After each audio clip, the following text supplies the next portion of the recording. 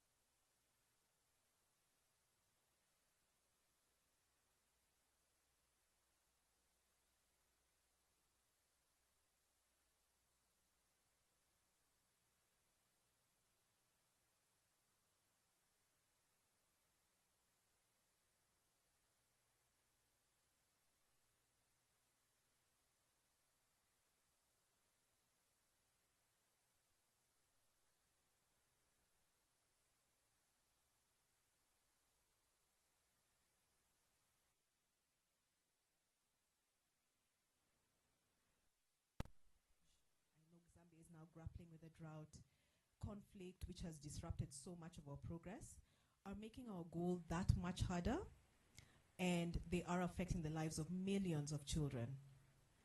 Limited access to sexual and reproductive health services, unequal access to quality education, gender inequality are just some of the challenges that are setting us back.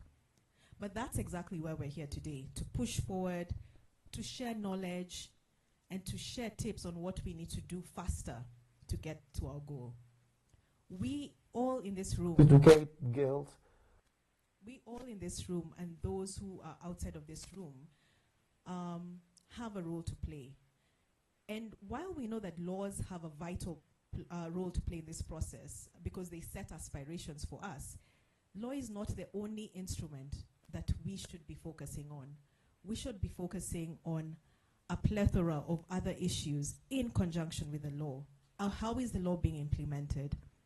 How are services being given to communities, to girls, young women, children in communities? Do they have access to these services? And without this broader work, legal reforms risk pushing this issue underground, leading to the informal unions that we are now seeing across Africa rising. So we can't afford to be complacent. We have to continue our work to transform discriminatory social norms. We need to continue our work to ensure services like education, health are available. And we need to really focus our work on ensuring that girls and young women's voices are being heard in our communities. As a former young woman, maybe I am still young, as a former young woman, I think the opportunity to have our voice heard goes a long way into ensuring our place in community and in ensuring that no one can make a choice to sell me off for some financial gain unless I have a say. So that's very important. And this work is not easy, cannot be done in isolation. We must continue to collaborate like we are today across sectors, across countries, and across our communities. The solutions we seek are right here in this room, but we have to work together.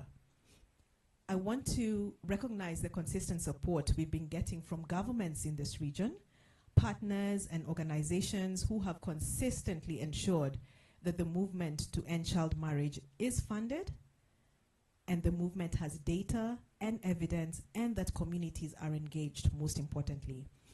I want to highlight the important work of the Global Program to End Child Marriage that is hosted by UNFPA and UNICEF, which has been instrumental in driving coordinated efforts across multiple countries around the world, including here in the SADC region. The global program has brought together governments, civil society, international organizations to work towards this goal. I also want to thank our partners at the Swedish Development Corporation, SADC. SADC has shown incredible leadership in addressing gender inequality, and particularly in supporting our global partnership to end child marriage, the global movement. And SADC's leadership has inspired others. We are now seeing several other donor governments stepping up their efforts to end child marriage. We are seeing our governments here in Africa and around the world, in Asia and Latin America, continue to start to prioritize and to fund, to domestically resource ending child marriage initiatives. But we can't stop there. As I said, in our current climate, we are seeing resources are declining, and it's more important to get more leaders to continue to step up. So we are asking our governments to show leadership. We are asking our governments to invest in our processes of accelerating progress to end child marriage, to invest in education, to invest in sexual reproductive health and rights access for girls, young women, and communities. And we want quality education.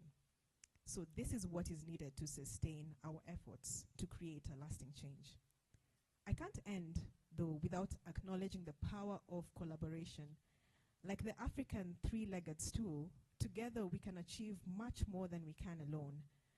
Plan International, UNFPA, UNICEF, the SADC Parliamentary Forum, HIVOS, Girls Not Brides, and other partners in the room. Thank you for bringing us here together. We hope that during this week, the outcomes of our work and our discussions will be sustained beyond this week. Thank you for all your dedication, your passion, and your commitment to this cause. Let this convening be a turning point, a moment when we all come together to ensure that our work, and especially the SADC model law, is not just a document, but a living, breathing framework that protects every child, everywhere, without exception. Thank you, Zikomo. Thank you.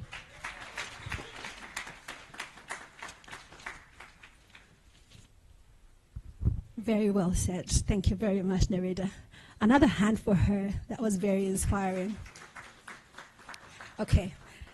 So, ladies and gentlemen, we know that we've been graced today with very important persons. I think their presence here shows the commitment to why we're here, to the agenda to end child marriage, right? But unfortunately, that also means that they have other competing needs and priorities that they have to get to.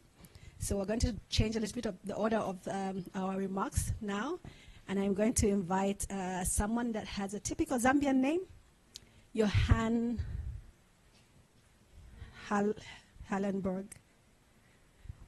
Comes from Eastern Province or somewhere there in Zambia.